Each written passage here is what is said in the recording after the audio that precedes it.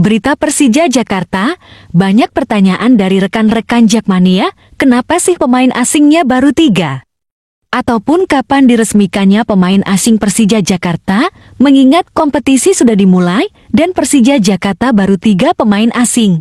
Ada 2 sumber yang bisa admin jadi patokan untuk menjawab hal tersebut. Yang pertama dari Ketua Umum Jakmania Bung Diki Sumarno ketika menjawab pertanyaan dari Jakmania di kolom komen Instagramnya. Selain itu, yang kedua dari statement pelatih Thomas Doll yang juga mengkritik manajemen Persija Jakarta lambat dalam hal transfer pemain. Menurut Thomas Doll, ada masalah kecil yang membuat manajemen Persija Jakarta harus menyelesaikan terlebih dahulu. Memang manajemen Persija Jakarta dipusingkan 2 kasus menurut opini admin. Kasus yang pertama kasus Simic yang menang gugatan di FIFA atas Persija Jakarta dan pihak Persija Jakarta harus membayar uang 20 miliar rupiah untuk kasus Simic. Jadi opsinya ya merekrut kembali Marco Simic kembali ke Persija Jakarta.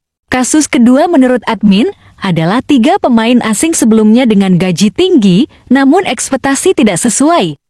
Sehingga harus diputuskan kontrak lebih awal, padahal kontraknya masih 2 musim lagi baik Kemencek, Abdullah Yusuf Helal, dan Hanno Bahrens. Ketiga pemain ini gagal beradaptasi di liga. Untuk Hilal harus kembali dikarenakan faktor sakit yang dialaminya. Faktor-faktor inilah yang membuat admin beropini membuat keuangan Persija Jakarta goyah.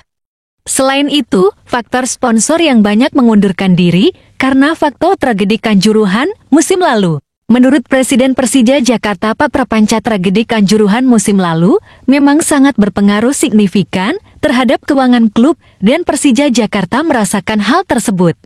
Jadi mungkin itu Jak yang membuat Persija Jakarta lambat dalam perburuan pemain asing musim ini. Komentar kalian Jak?